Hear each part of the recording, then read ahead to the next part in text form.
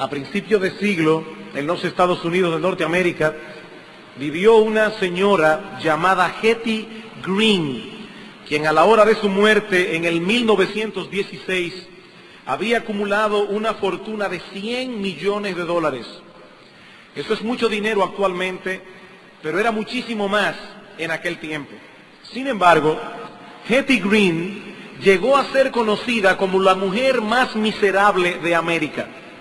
Era tan avara que prefería comer avena fría para no gastar calentando el agua.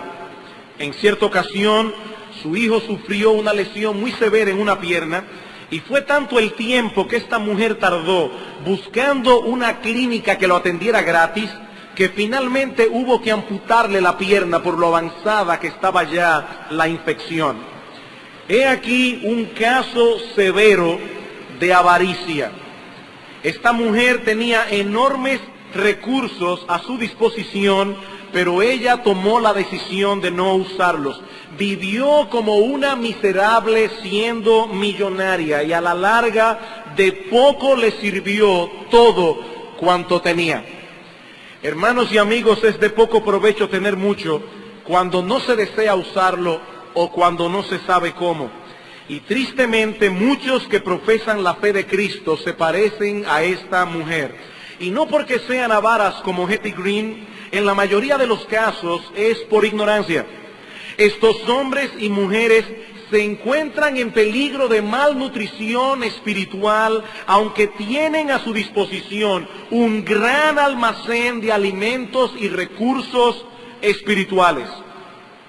Leí hace mucho tiempo atrás la historia de una pareja de esposos que llega a un hotel a tomar sus vacaciones, pero como el restaurante era demasiado caro, ellos deciden comer allí solo el desayuno y lo más barato, y el resto de la comida procurarlas fuera. Si yo recuerdo bien la historia, todo el tiempo que estuvieron en el hotel, solo comieron cereal durante el desayuno.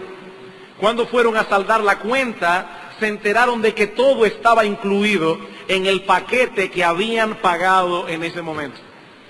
En este caso no fue la avaricia, sino la ignorancia lo que impidió a esta pareja disfrutar de todo cuanto estaba disponible para ellos en este lugar. Y hermanos, yo insisto, así es el caso de muchos cristianos. No es que sean avaros, es que son ignorantes de las inescrutables riquezas de la gracia de Dios disponible para ellos en Cristo.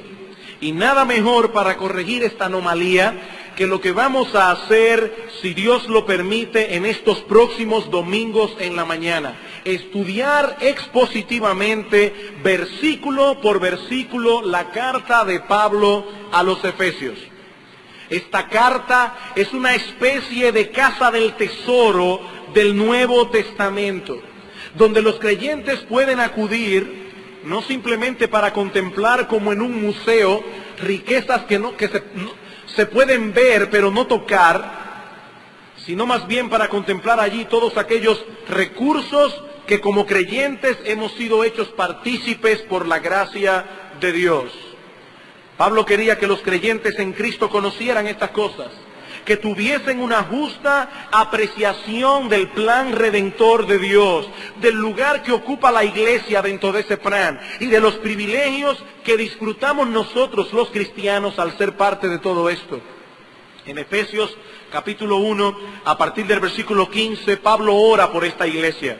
¿Y qué pide Pablo en oración? Versículo 17, que el Dios de nuestro Señor Jesucristo, el Padre de gloria, os dé espíritu de sabiduría y de revelación en el conocimiento de Él, alumbrando los ojos de vuestro entendimiento, para que sepáis cuál es la esperanza que los ha llamado y cuáles las riquezas de la gloria de su herencia en los santos. Hermanos, los creyentes no deben ignorar estas cosas, porque si lo hacen, no apreciarán como deben la salvación que es en Cristo Jesús. Consecuentemente, no manifestarán en sus vidas ese gozo inefable y glorioso del que habla Pedro, en la primera epístola, en capítulo 1, versículo 8. No tendrán una escala correcta de valores, ¿No podrán defenderse eficazmente de las seducciones del mundo?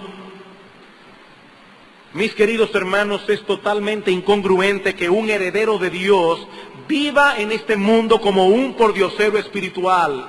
Eso es incongruente.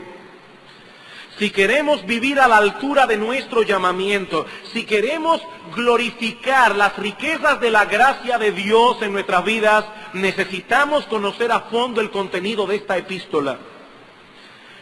En su comentario a los Efesios, Stuart Oyo dice lo siguiente: cuando un cristiano comienza a entender la epístola de Pablo a los Efesios, algo maravilloso ocurre con su vida espiritual. Al comprender cuán rico es él en Cristo, comienza a ser lleno de gratitud y de gozo. Ya nunca envidia a los no cristianos otra vez. Él ve lo que significa vivir como un creyente en el mundo de hoy. Él viene a ser estable en su entendimiento doctrinal. En resumen, Efesios produce exactamente la clase de cristianos que más necesitamos. Efesios produce exactamente la clase de cristianos que más necesitamos, dice Odiot. La carta a los Efesios es considerada por muchos como el escrito más sublime y más profundo del apóstol Pablo y de todo el Nuevo Testamento. De hecho, alguien ha dicho que esta es la más grande pieza literaria que alguna vez haya sido escrita. Y debo confesar que asumo la exposición de esta carta con mucho temor, con mucho temblor, pero al mismo tiempo con mucho gozo y con mucha expectación.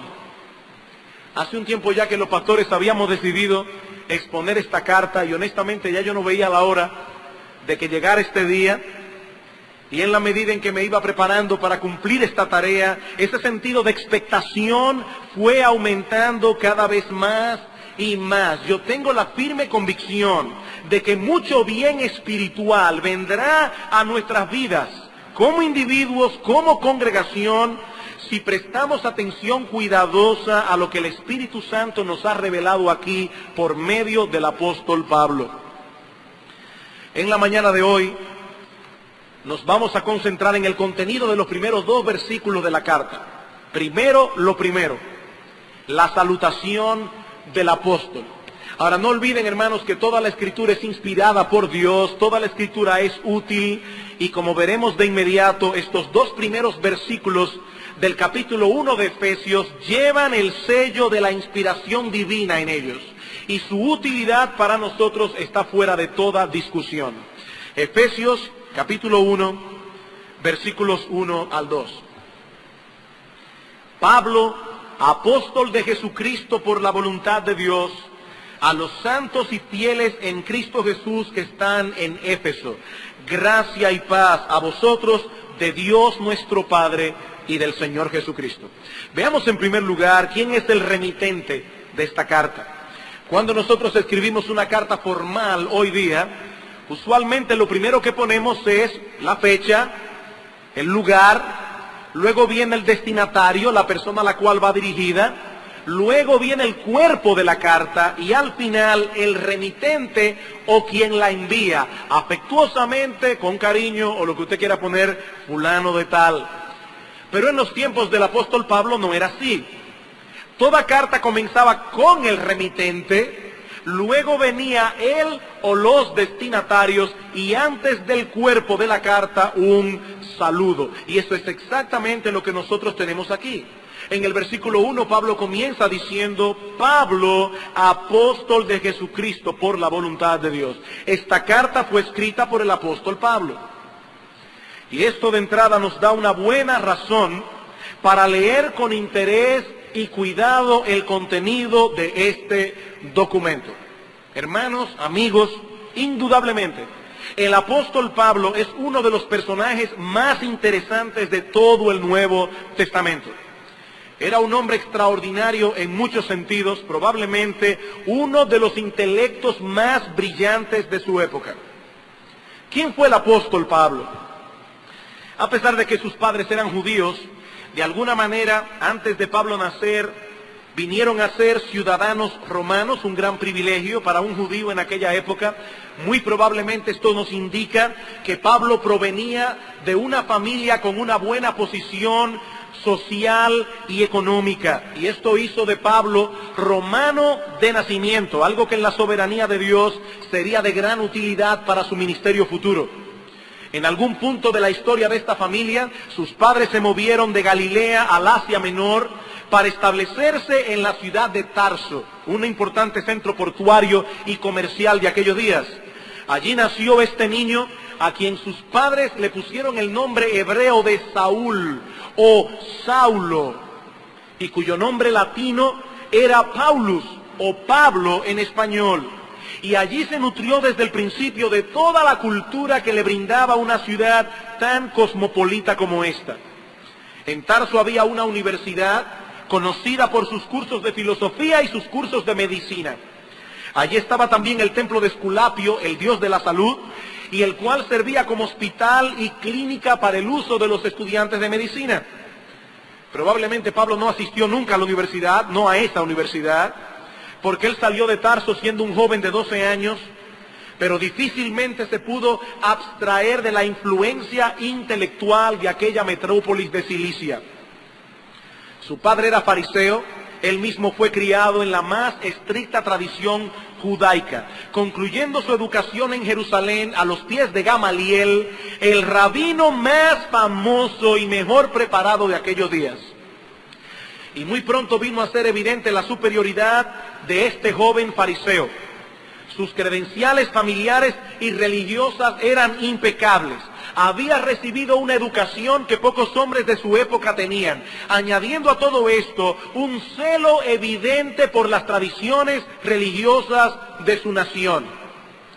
Por ciertos detalles que encontramos en el Nuevo Testamento, podemos deducir con cierto grado de probabilidad que Saulo llegó a ser miembro del Sanedrín, el concilio supremo de los judíos. Para nosotros hoy día eso no tiene mucho sentido. Ser miembro del Sanedrín en aquel tiempo era algo así como el equivalente a ser elegido como miembro de la Suprema Corte de Justicia al día de hoy. Como alguien ha dicho, Pablo era lo que todo joven judío de aquellos días anhelaba ser. Y a medida que el evangelio se expandía, este joven se le oponía furiosamente hasta que llegó a ser su más violento antagonista. Pablo decidió hacer uso de todo su poder, de toda su influencia, para acabar por completo con la fe cristiana en la tierra de Palestina. Ocupado en esto, cierto día se encontraba dirigiéndose a la ciudad de Damasco, cuando repentinamente Pablo tiene un encuentro con el Cristo resucitado. El mismo Pablo contará luego en Hechos capítulo 26, versículo 13, que en pleno mediodía él vio una luz del cielo que sobrepasaba el resplandor del sol, y que en ese instante oyó una voz del cielo que le hablaba en lengua hebrea y le decía: Saulo, Saulo, ¿por qué me persigues? Dura cosa te es dar coces contra el aguijón. Yo entonces dije: ¿quién eres, Señor? Y el Señor me dijo: yo soy Jesús, a quien tú persigues. Pero levántate y ponte sobre tus pies, porque para esto he aparecido a ti, para ponerte por ministro y testigo de las cosas que has visto y de aquellas en que me apareceré a ti, librándote de tu pueblo y de los gentiles a quienes ahora te envío, para que abras sus ojos, para que se conviertan de las tinieblas a la luz y de la potestad de Satanás a Dios, para que reciban por la fe que es en mí perdón de pecados y herencia entre los santificados. Y es así como este arrogante fariseo llega a Damasco aquel día convertido en un manso corderito, guiado por los hombres que andaban con él porque estaba completamente ciego. Allí estuvo por 3 días hasta que recibió la visita de Ananías, alguien a quien el Señor comisionó para imponer las manos sobre él y que Pablo recobrase la vista. En un principio, Ananías se espantó cuando el Señor le dice que vaya al encuentro de Saulo de Tarso. Eso era lógico. Señor, dice Ananías, he oído de muchos acerca de este hombre, cuántos males ha hecho a tus santos en Jerusalén. y aún aquí tiene autoridad de los principales sacerdotes para prender a todos los que invocan tu nombre. El Señor le dijo, ve, porque instrumento escogido me es este, para llevar mi nombre en presencia de los gentiles y de reyes y de los hijos de Israel, porque yo le mostraré cuánto le es necesario padecer por mi nombre. Ananías va al encuentro de Pablo, impone las manos sobre él y le dice, hermano Saulo, el Señor Jesús, que se te apareció en el camino por donde venías, me ha enviado para que recibas la vista y seas lleno del Espíritu Santo. Y al momento le cayeron de los ojos como escamas y recibió al instante la vista y levantándose fue bautizado. Lo que Pablo experimentó en el camino a Damasco no fue un shock psicológico, no fue un engaño de su imaginación, y precisamente para eso envió a Ananías. Para eso envió a Ananías. Si alguna duda le quedaba a Pablo de lo que había ocurrido, allí estaba Ananías para confirmarle la verdad. Fue Cristo mismo quien se le apareció cuando iba camino a Damasco, quien transformó su corazón y quien lo comisionó para ser un apóstol. Por eso se presenta a sí mismo en la carta a los Efesios como Pablo, apóstol de Jesucristo por la voluntad de Dios. Apóstol por la voluntad de Dios. Pablo no se impuso a sí mismo ser apóstol. Él vino a ser apóstol por la voluntad del Dios Todopoderoso. La palabra apóstol significa uno que ha sido enviado. Y en el Nuevo Testamento se usa como una designación oficial de aquellos que han sido comisionados por Dios para poner el fundamento de la iglesia. Por eso el mismo Pablo dirá más adelante en Efesios capítulo 2, versículo 20, que fueron los apóstoles, él y los demás, quienes pusieron el fundamento sobre el cual es edificada la iglesia del Señor. Así que lo que él escribe en esta carta y en todas las demás que encontramos en el Nuevo Testamento no son sus propias elucubraciones, sino más bien la voluntad de Cristo como cabeza de la iglesia, dada a través de uno de sus representantes. Luego de su extraordinaria experiencia de conversión, Pablo se queda en Damasco por un tiempo, pero de inmediato comienza a tener problemas con los judíos por predicar el evangelio de Cristo en las sinagogas, al punto que los discípulos tienen que ayudarlo a escapar, descolgándole del muro de la ciudad por una canasta. Algunos deducen que Pablo no era muy grande. Andando el tiempo, vuelve de nuevo a Tarso, su ciudad natal, permanece allí por 10 años predicando el evangelio hasta que Bernabé va a buscarlo y le pide que le ayude a ministrar en la recién fundada iglesia de Antioquía de Siria. Pablo accede, pero una vez esta iglesia se consolida, el Espíritu de Dios lo aparta junto a Bernabé para llevar el evangelio a otros lugares. Desde allí realizan 3 viajes misioneros. En el primero llegan hasta la parte sur del Asia Menor, lo que hoy es Turquía. En el segundo vuelven de nuevo al Asia Menor, pero esta vez llegan hasta Europa. Y es en el tercer viaje misionero cuando Pablo llega a la ciudad de Éfeso. Allí predicó el evangelio por 3 años y se establece una iglesia que sirvió de base para expandir la palabra de Dios hacia otros lugares. Finalmente sale de Éfeso y llega a Jerusalén, donde es apresado y enviado a Roma, como de hecho había sido el deseo y la oración de Pablo por mucho tiempo. Esto ocurrió en el año 62 después de Cristo. Mientras es mantenido como un prisionero en Roma, Pablo escribe varias cartas. Una a su amigo Filemón, otra a la iglesia de Filipos, otra a la de los Colosenses, y esta que hoy comenzamos a estudiar hoy, la carta a los Efesios. Así que nos encontramos ante la epístola de un hombre extraordinario con una vida extraordinaria. La carta que vamos a estudiar no fue escrita por un teólogo de oficina, encerrado en una torre de marfil, no. Pablo fue sin duda alguna el más grande teólogo y probablemente el más grande pensador que ha producido la iglesia de Cristo a través de su historia.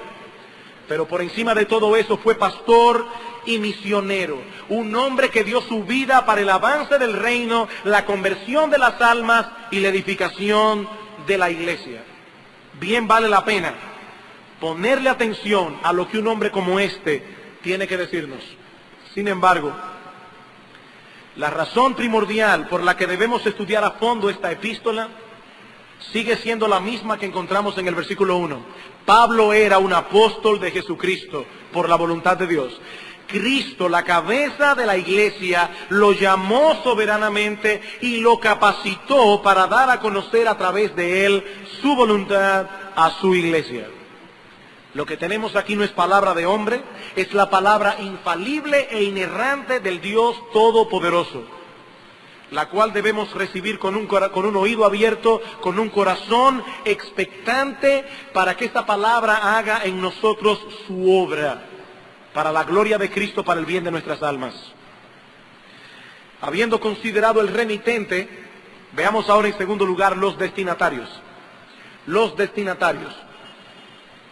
Versículo 1, Pablo, apóstol de Jesucristo por la voluntad de Dios, a los santos y fieles en Cristo Jesús que están en Éfeso. Dos cosas encontramos aquí.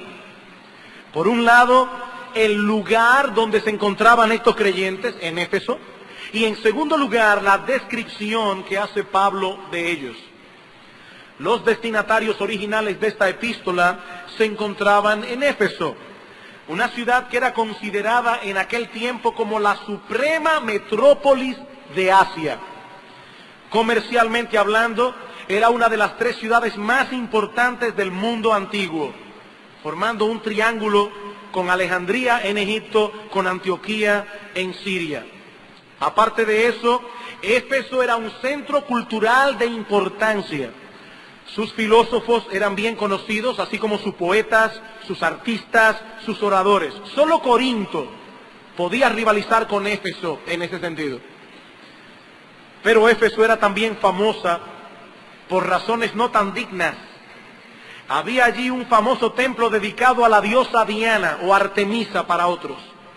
Tan fastuoso este templo que llegó a ser considerado como una de las 7 maravillas del mundo. Era 4 veces más grande que el Partenón de Atenas. Su construcción duró, según cuentan los historiadores, 220 años. Un dicho popular de aquellos días decía que el sol no veía en su ruta nada más hermoso que el templo de Diana. Nada más hermoso.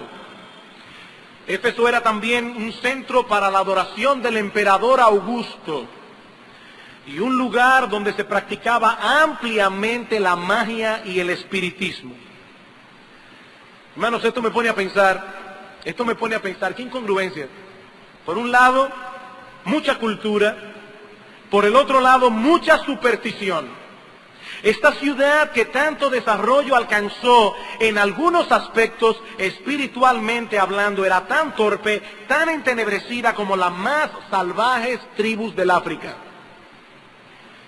Mis amados hermanos, amigos que están aquí, ni aún con lo mejor del intelecto humano el hombre puede alcanzar la verdadera sabiduría, ni aún con lo mejor del intelecto. Sin la gracia de Dios, el hombre más culto puede ser tan torpe en cuanto a las realidades espirituales como el salvaje más inculto.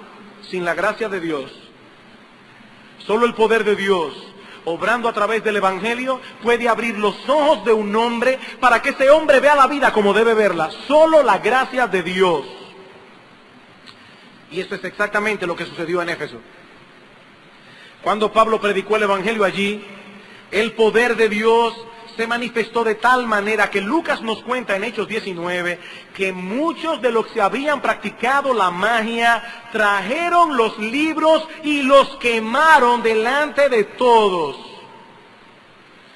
Y Lucas añade, así crecía y prevalecía poderosamente la palabra del Señor. La gracia de Dios obró poderosamente en medio de aquel oscurantismo. Y muchos vinieron al conocimiento de Cristo, a pesar de sus supersticiones, a pesar de su degradación moral.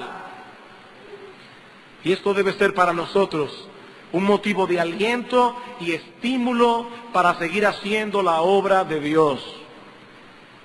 Amados hermanos, el Evangelio de Cristo es poderoso para salvar. Por medio de ese Evangelio, el Espíritu Santo abre los ojos de los ciegos, liberta a los cautivos, transforma el corazón. Pablo es un vivo ejemplo de esto, lo mismo que estos creyentes en Éfeso. En esta gran ciudad tan famosa, tan orgullosa por su estatus comercial y cultural, en esta ciudad tan degradada moral y espiritualmente, muchos creyeron cuando el Evangelio fue predicado, muchos. Mis hermanos queridos, Cristo prometió que las puertas del Hades no prevalecerían contra la iglesia. Nosotros no somos un grupito de personas allí atrincherados con miedo a lo que el mundo pueda hacernos, no es el mundo el que debe tener temor. Las puertas del Hades no prevalecerán. La Biblia no dice que las puertas de la iglesia no prevalecerán. Son las del Hades las que no prevalecerán. Somos nosotros los que estamos atacando con el Evangelio. Es el diablo el que debe defenderse. Es el diablo el que debe defenderse. La carta que hoy comenzamos a estudiar nos muestra hasta dónde puede alcanzar la comprensión espiritual de aquellos que vienen a Cristo en arrepentimiento y fe. Piensen por un momento, hermanos, en el hecho de que fueron hombres y mujeres de ese trasfondo, a quienes Pablo envía una carta tan profunda, tan profunda. Dios había iluminado el entendimiento de estos creyentes y con la carta de Pablo su comprensión de las verdades del Evangelio vendría a ser mucho más amplia. Hoy día la gente no quiere saber de doctrina. No quieren saber de doctrina, solo quieren que se les hable de cosas sencillas y prácticas. Díganme cómo hacer las cosas. Eso es todo lo que yo quiero saber. Yo no me voy a romper la cabeza buscándole las cuatro patas al gato, yo soy una persona sencilla. Obviamente Pablo no pensaba así, Pablo no comparte su opinión. Los creyentes deben profundizar en el conocimiento de las doctrinas comprendidas en el Evangelio, cada cual de acuerdo a su capacidad. Y es de esa comprensión que se deriva una vida práctica que sea consecuente. Primero viene la doctrina, después viene la práctica.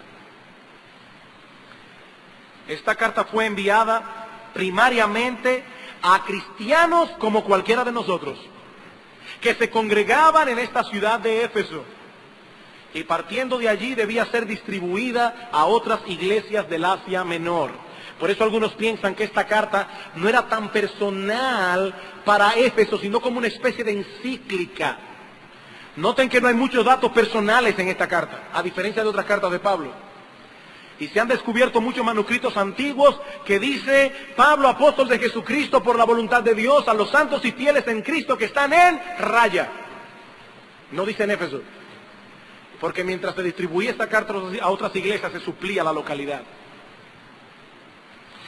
¿Y cómo define Pablo a estos hermanos a quienes él escribe? Como santos y fieles en Cristo Jesús. Pablo, apóstol de Jesucristo por la voluntad de Dios, a los santos y fieles en Cristo Jesús, que están en Éfeso. Y hay tres cosas que debemos notar aquí. En primer lugar, Pablo dice que estos hermanos eran santos. ¿Qué significa eso? ¿Que hubo algún proceso de canonización? No, obviamente no. Porque estas personas estaban vivas. Estaban vivas. Esta palabra se usa en la Escritura para todo aquello que ha sido apartado para la adoración y el servicio a Dios. Por ejemplo, en el Antiguo Testamento, entre otras cosas, esta palabra se usaba para referirse a la nación de Israel. En virtud del llamamiento soberano de Dios, Israel era una nación santa, era una nación distinta, era un pueblo separado para Dios. Y lo mismo se dice de los creyentes en el Nuevo Testamento. Hermanos amados, los creyentes en Cristo son hombres y mujeres ordinarios que han sido separados para Dios. Y no meramente en un sentido externo, sino primariamente en un sentido interno. Nuestros pecados han sido perdonados, nuestro corazón ha sido purificado para que ahora podamos vivir para Dios. Somos libres en Cristo, pero para obedecer a la justicia. Libres para obedecer. Pablo lo define en Romanos 6 con términos contundentes. Hemos muerto al pecado y ahora vivimos para Dios. Eso es un santo. Alguien que ha muerto al pecado pero está vivo para Dios. Y si hay algo que necesitas recordar urgentemente la iglesia de Cristo de nuestra generación, es esa definición bíblica de lo que significa ser un cristiano. Nosotros somos distintos, hermanos, porque somos santos. No vivimos con las mismas normas del mundo, no. La iglesia de Cristo siempre ha sido poderosa en la misma medida en que en sus miembros han podido mostrar al mundo esa realidad. Somos distintos. Yo particularmente creo que esa es una de las razones por las cuales la iglesia de esta generación es tan débil. Tantos recursos, tanta tecnología, tanto dinero, tanta mundanalidad, tanta debilidad en la iglesia. Los de afuera no ven mucha diferencia entre ellos y los que están adentro. No lo ven. Por eso es tan débil la iglesia de nuestra generación.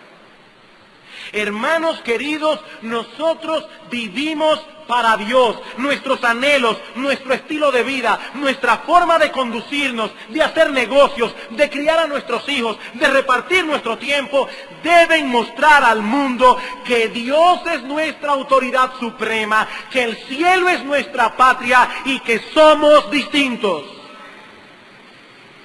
Y en la misma medida en que manifestemos esa diferencia, en esa misma medida seremos testigos efectivos del Evangelio de Cristo. Nosotros somos la sal de la tierra, dice Cristo en Mateo 5. Pero si la sal se desvaneciere, en otras palabras, si perdemos nuestros rasgos distintivos, ¿con qué será salada la sal? No sirve más para nada, sino para ser echada fuera y hollada por los hombres.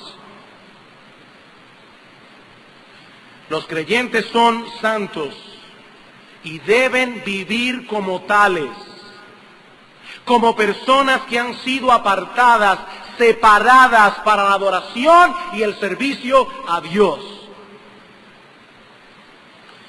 Pero Pablo dice también que estos hermanos eran fieles, santos y fieles. Y esta palabra puede ser traducida también como creyentes. Estos hermanos en Éfeso eran santos y creyentes. Y ambas expresiones en el texto forman una unidad. Porque eran creyentes, eran santos. Y porque eran santos, eran creyentes. Estos términos no pueden ser separados de ningún modo. Estos hombres y mujeres habían depositado su fe en la persona de Cristo y de ese modo habían recibido el perdón de los pecados y el don de la vida eterna. Todos los creyentes son santos, no hay que canonizarlos. Todos los creyentes son santos, todos los santos son creyentes. Y en la misma medida en que se acrecienta nuestra fe, en esta misma medida se desarrolla nuestra santidad. Santos y creyentes, creyentes y santos. Pero hay algo más. Dice Pablo, los santos y fieles en Cristo Jesús. Santos y fieles en Cristo Jesús. Y hermanos, aquí tenemos que detenernos.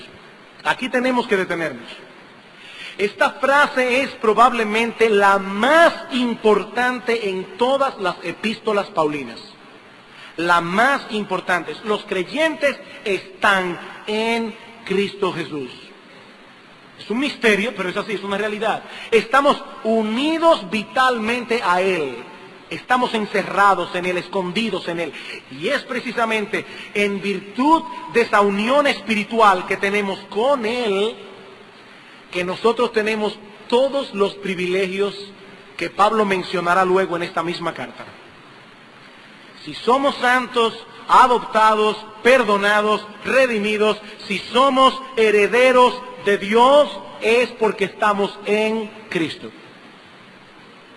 Mis amados hermanos, escuchen bien, todo lo de Cristo es nuestro. Todo lo de Cristo es nuestro, porque nosotros estamos en Él. En Él. En nosotros mismos no somos absolutamente nada, pero en Él disfrutamos de todos los privilegios que a Él le corresponden como hijo del Padre. Todos los privilegios filiales como hijo del Padre. Nosotros somos lo que somos por causa de Cristo. Separados de Él somos menos que nada. Unidos a Él por la fe, somos herederos del reino de los cielos, con plenos derechos filiales. Por eso Pablo dice en otro lugar que Cristo es el todo en todos. Cristo es el todo en todos. Él es el todo de nuestra vida. Todas las bendiciones que recibimos cada día de parte de Dios y todas las que disfrutaremos en la eternidad, todas nos vienen en virtud de esa unión con Cristo. En virtud de esa unión, porque estamos en Él. Porque el Padre se lo da todo a Cristo y nosotros estamos en Él. ¡Qué bendición tan grande! El Padre se lo da todo a Él y nosotros estamos en Él. Por eso, hermanos, Él y solo Él recibirá toda la gloria por los siglos de los siglos. Por eso Él y solo Él merece todo nuestro amor, toda nuestra gratitud, todo nuestro servicio, toda nuestra fidelidad. Él y solo Él. Estamos en Cristo. ¿A quiénes Él envía esta carta? A los santos y fieles en Cristo. Esta carta, hermanos, es para todos nosotros. Todos aquellos que somos santos y fieles en Cristo Jesús. Pero hay algo más en esta salutación. Hay algo más. Ya hemos considerado quién es el remitente de la carta y quiénes son los destinatarios. Veamos ahora en tercer lugar el saludo. El saludo. Versículo 2. Gracia y paz a vosotros, de Dios nuestro Padre y del Señor Jesucristo. Gracia y paz a vosotros.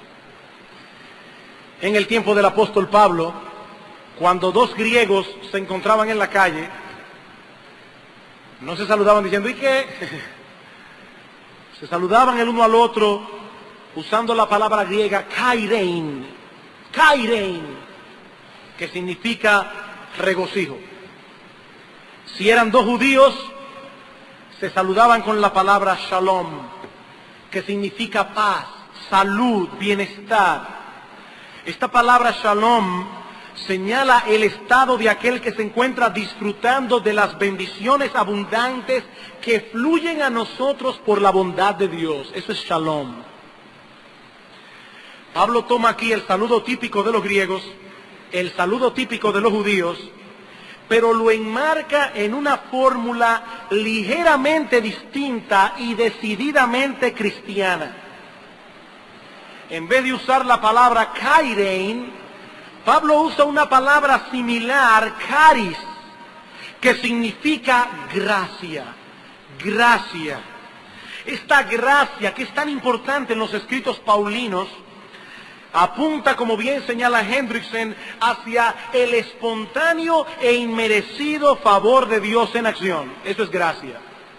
Es el favor de Dios obrando en nosotros que no lo merecemos.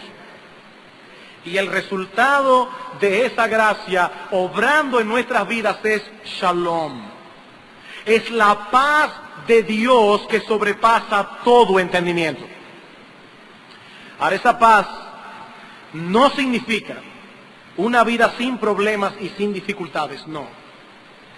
Más bien señala la quietud interna desde aquel que sabe que ha sido reconciliado con Dios. Es el reposo que experimenta un alma, aún en medio del dolor, en medio de la aflicción, porque sabe que su vida se encuentra en las manos de un Padre amante, sabio y todopoderoso, que ha hecho un pacto con su pueblo de no volverse atrás, de hacernos bien. Es esa paz. Y esa paz es un resultado directo de la obra de la gracia de Dios en nuestras vidas. Gracia y paz. Ahora noten, Pablo sigue diciendo que tanto esa gracia como esa paz provienen de Dios nuestro Padre y del Señor Jesucristo. Y el texto transmite la idea no de dos fuentes distintas, sino de una y la misma fuente. ¿De dónde proviene la gracia y la paz?